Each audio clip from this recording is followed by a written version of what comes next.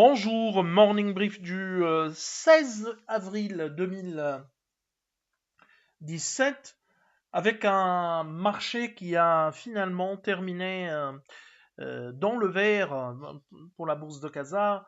Mazi gagne 0,76% sur la semaine à 4,88%. L'absence de catalyseur, période post-publication et annonce de dividendes, pèse sur les volumes, hein. Donc une activité plutôt euh, modeste, décidément modeste, et en attendant un peu la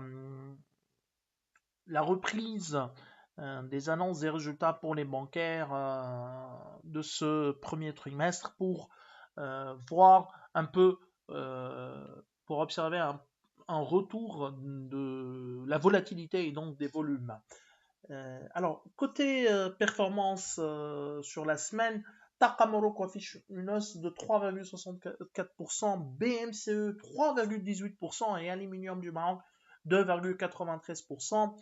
Ciment du Maroc, pareil, gagne 2,81%. Rien d'exceptionnel, hein, vous avez vu, pour ce qui est des variations, il n'y a pas vraiment une variation importante des cours, des valorisations, du moins pour côté hausse. Côté baisse, il y a les immobilières qui souffrent, hein, qui souffrent d'une manière significative.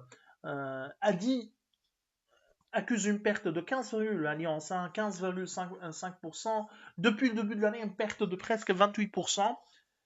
Doha recule de 7,81%. Pareil, une perte depuis le début de l'année de 27,4%.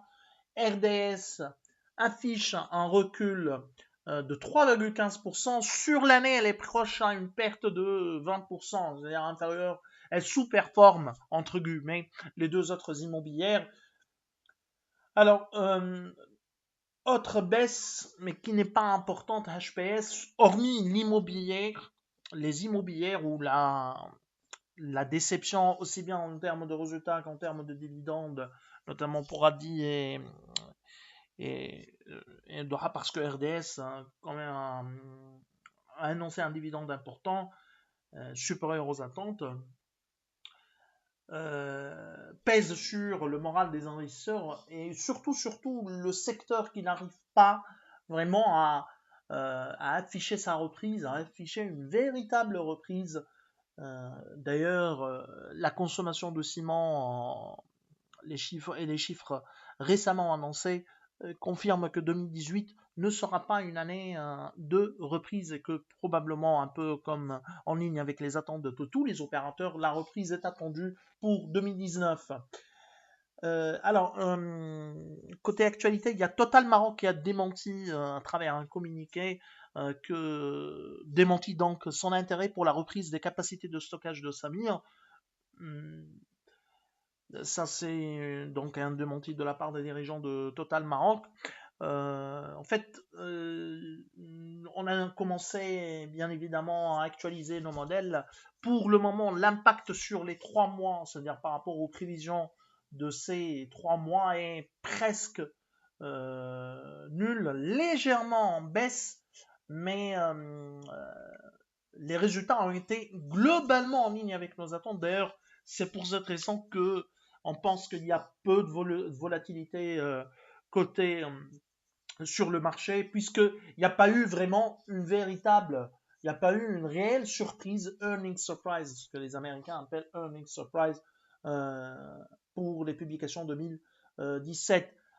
Sur les 6 derniers mois, par rapport aux prévisions 6 derniers mois, il y a également une légère baisse des bénéfices, sachant que la capacité bénéficiaire sur 2018 est attendue à 2,8 milliards selon nos prévisions. Le marché, l'univers marocain, plus exactement, se paie 19,2 fois les bénéfices 2018, une forte prime importante par rapport à l'ensemble du marché de l'univers alpha-ménin, 14,8 fois les bénéfices. La croissance attendue des bénéfices, 5,74% pour 2018 contre 9,83% pour l'ensemble de l'univers alpha-ménin. Donc, même la croissance ne justifie pas une prime aussi importante. Alors, je vous souhaite donc un bon début de semaine. Au revoir, à demain.